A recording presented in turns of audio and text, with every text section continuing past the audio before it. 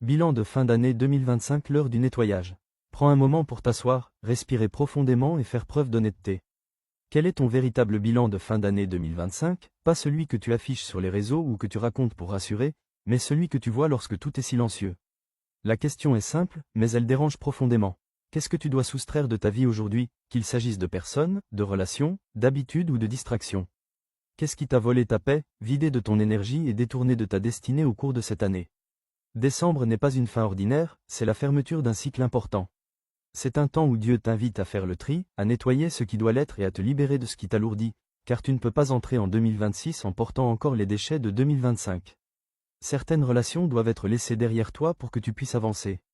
Ce sont celles qui t'épuisent émotionnellement, qui critiquent tes rêves ou qui ne célèbrent jamais tes victoires, alors que la parole nous rappelle que celui qui fréquente les sages devient sage. Il y a également les manipulations et le chantage affectif qu'il faut reconnaître et refuser. La culpabilisation, le contrôle émotionnel et la pression déguisée en amour ne sont pas de l'amour, mais une prison qui empêche ta croissance spirituelle, car chercher à plaire aux hommes éloigne du service de Dieu. Les distractions doivent aussi être éliminées avec sérieux et lucidité. Le temps gaspillé, le défilement sans fin sur les écrans et les conversations vides volent des heures précieuses que tu ne récupéreras jamais, alors que la sagesse consiste à racheter le temps qui nous est donné. Enfin, il y a les mauvaises habitudes qui demandent une décision ferme. Celles que tu caches, que tu justifies et qui freinent ton avancée spirituelle sont connues de ton cœur, et tu sais qu'elles t'empêchent d'aller plus loin avec Dieu. L'année 2026 ne sera pas une année d'addition, mais une année de soustraction intentionnelle. Moins de bruit apportera plus de paix, moins de distraction donnera plus de clarté et moins de compromis laissera plus de place à Dieu, car il est monde afin que tu portes davantage de fruits.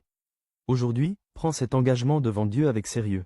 Refuse d'entrer en 2026 en conservant les déchets de 2025 et choisis délibérément la paix, la sainteté et la destinée que Dieu a préparée pour toi.